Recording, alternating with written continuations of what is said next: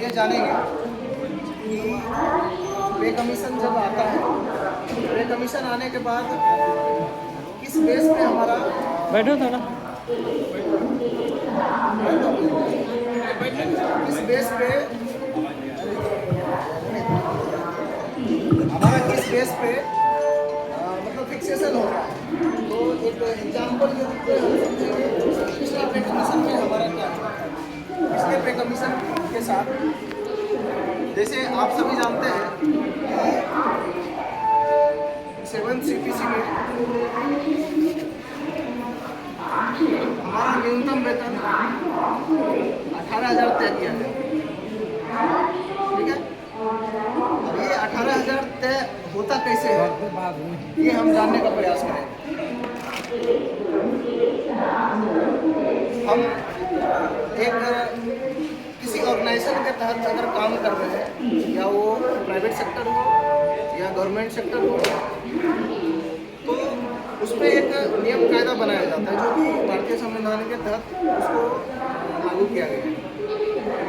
सबसे minimum wages तय किए जाते हैं। मिनिमम वेजेस तय करने के लिए ये कानून बनाया गया है कि जिस भी वर्कर को आप काम दे रहे हैं, तो उस वर्कर को मिनिमम जीने के साथ साथ जीवन यापन करने के सम्मान से जीने का जो भी साधन है उसको उपलब्ध कराया जाए। नॉर्मली हम देखते हैं कि हमें जीवन यापन करने के लिए 3 मुख्य चीज़ें हमें ज़रूरत होती है: रोटी, कपड़ा और मकान। इसके साथ में एंटरटेनमेंट वगैरह जो भी है वो आता है। पे कमीशन जब बैठता है, सबसे पहले वजन का कैलकुलेशन करता है। आप अभी पे कमीशन में सुन रहे हो कि यूनिट के हिसाब से हमारा फिक्सेशन होता है। 3 यूनिट मतलब तय किया गया अभी तक। 1 यूनिट जो है मतलब एम्प्लॉय के लिए, उसके बाद एम्प्लॉय का अगर फैमिली है, वाइफ है, उसको 0.8 माना गया है। और 2 बच्चे, चाइल्ड के 2 ले लीजिए, इनको 0.6 प्लस 0.6 किया गया है। तो टोटल आप कैलकुलेट करेंगे तो 3 यूनिट होता है। इस तरह से काउंट होता है। एक व्यक्ति को जीने के लिए महीना में रोटी यानी भोजन के लिए मतलब कैलकुलेट किया जाता है 270 कैलोरी के मतलब हिसाब से। 270 कैलोरी चाहिए, उसके हिसाब से ये 3 यूनिट का मतलब कैलकुलेट करता है। अब 270 कैलोरी में चावल, दाल, रोटी, आटा जो भी है वो मतलब वो सब सामान मतलब उसमें लगता है। उसका प्राइस रेट क्या है, मतलब सरकारी मूल्य क्या है, उसके हिसाब से सरकार तय करती है उसका मूल्य। उसका एक चार्ट बना हुआ रहता है पे कमीशन के पास, क्या क्या चार्ट है वो चार्ट तय करती है। उसके बाद कपड़ा को लिया है 18 गज। 18 गज एक व्यक्ति को कपड़े की जरूरत पड़ती है। उसी तरह मकान है, एंटरटेनमेंट है, बाकी की और भी चीज़ें ज़रूरत है घर में, आपका राशन पानी गैस वैस है, उसका अलग कैलकुलेशन है। तो टोटल मिला के मेरा ये कहना है, इन टोटल को मिलाकर ये 18,000 तय किया जाता है जोड़ के, मतलब जो भी कैलकुलेशन है। अब इसमें आप देखे होंगे 7वां पे कमीशन में कि डिमांड हो रही थी 26,000 की और एग्री भी हो गया था। बाद में जाके वो कैलकुलेशन 21,000 पे आया। बाद में फिर वो मतलब 21 पे तो सरकार मान भी गई थी। डिमांड था हमारा 26 का, 21 पे मान भी गई थी। बाद में फिर इसको 18,000 किया गया। अब ये बार्गेनिंग कैसे हुआ? बार्गेनिंग हुआ कि ये जो रेट है ना, तो रेट का कैलकुलेशन है, ये जो रेट का कैलकुलेशन है उसमें कम किया जाता है। जैसे मान लीजिए कि 26,000 जब थोड़ा होगा, उस समय चावल का रेट लगाया होगा 60 रुपये के जी। लेकिन जब 18 कर दिया, सरकार बोला कि हम इसको 60 रुपये वाला चावल न देंगे, 40 रुपये वाला चावल खिलाएंगे। तो उसके हिसाब से रेट कम किया, सब में बार्गेनिंग करके रेट कम कर दिया। फिर वो आया 18,000। अब ये तय होता कैसे,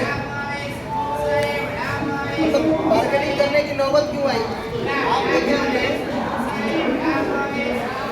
जब पे कमीशन बैठता है, इससे पहले जो हमारा न्यूनतम वेतन था वो था 7,000 रुपये, हाँ ना, 7,000, मिनिमम 7,000 था।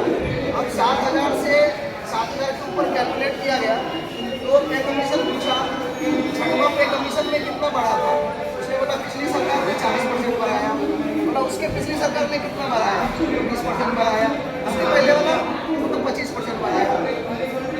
तो पे कमीशन बोला कि इस बार अगर अभी 40% रखते हैं तो ये 26,000 के ऊपर जा रहा है और हमारा जीडीपी गड़बड़ हो जाएगा।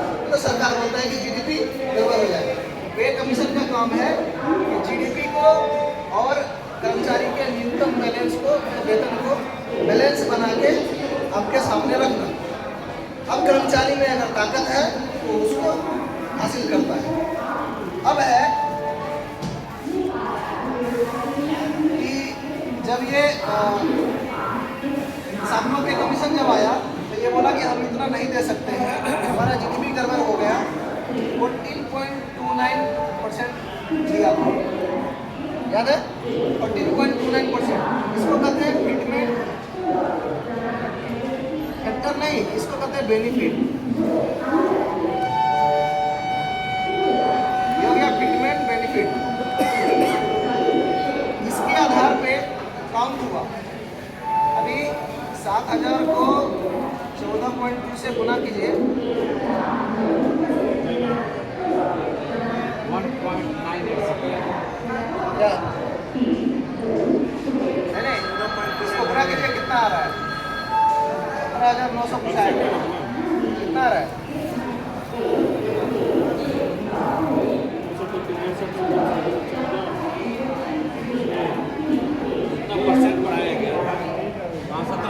तो टोटल वो राउंड फिगर 18,000 आएगा, 17,990 के आसपास आता है, तो इसको 18,000 किया था, ठीक है।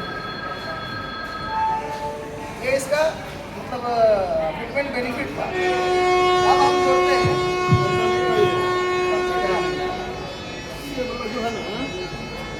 7,000 प्लस 125% का, नहीं 129% किया, 14.29%। नहीं वो अलग है, वो हम बताते हैं। ये न्यूनतम वेतन इसके हिसाब से 18,000 हुआ। ये मैंने सरकार ने ये डाटा देता है, सरकार बोलता है कि इतना से ही गुना करो ताकि जीडीपी गड़बड़ नहीं हो। अब बता रहे हैं, अब जैसे कि मान लीजिए कि ये तो हो गया न्यूनतम वेतन। अब मान लीजिए कि हमारा बेसिक अगर किसी का 1,000 है, तो एग्जाम्पल के लिए 1,000 पेमेंट है, छठवें पे कमीशन में जब ये हो रहा था उस समय हमारा डीए कितना था, जब पे कमीशन लागू किया उस समय हमारा डीए कितना था, मैक्सिमम डीए 125% था, याद होगा। पे कमीशन जब आया था तो 21 इसमें ये था, तो अगर 125 था तो इसको अगर कैलकुलेट कीजिएगा 250 रुपया आता है, ठीक है। अभी ये 250 हुआ,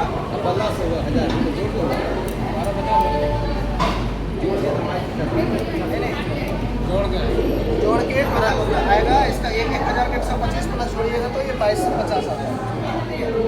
अगर एक व्यक्ति का सैलरी इतना है तो मान लीजिए कि ये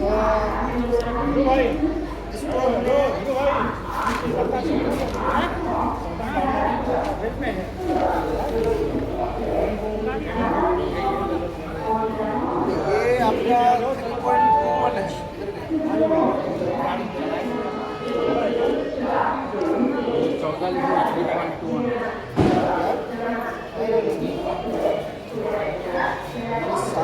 3.21 है, हाँ 7,000 का 3.1 से 7,000 था, बावन सौ कुछ था, बावन सौ था, बावन सौ 52 था, ऑफिशियल 52 था, बावन सौ के 3.1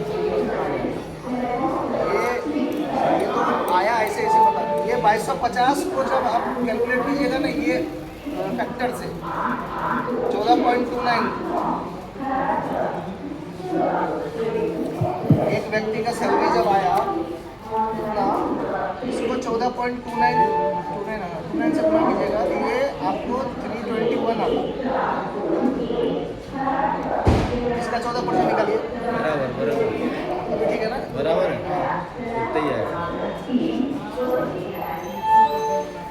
कैलकुलेशन अपने को समझ में आ जाए ना तो इजी रहता है कि हमारा डिमांड क्या होना चाहिए। बराबर है, बराबर है, ठीक है, बराबर है। अब जब ये बेसिक था 1000, इसका DA 125%, जोड़िएगा तो 1250, अब ये दोनों को जोड़िएगा तो 2250, ये आया था हमारा टोटल ये, ठीक है। इसका 14% जोड़िएगा तो 321 रुपया, इसको वो राउंड फिगर 320 लिया।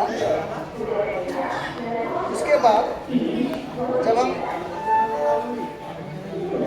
ये 2250 प्लस 320, यानी कि ये तो आपका पुराना वेतन था 2580 हो गया। 1000 प्लस 125%, ये आपका पुराना वेतन था, नया इतना से गुना हुआ 320 आया, पुराना वेतन में इतना ही हमारा वृद्धि हुआ 2250 प्लस 320, 2570 हो गया।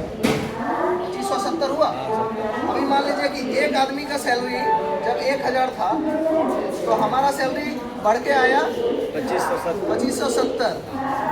तो इस तरह अगर एक का निकालेंगे तो ये 2.57% से हमारा ये हुआ था। तो इसको बोलते हैं फिटमेंट फैक्टर।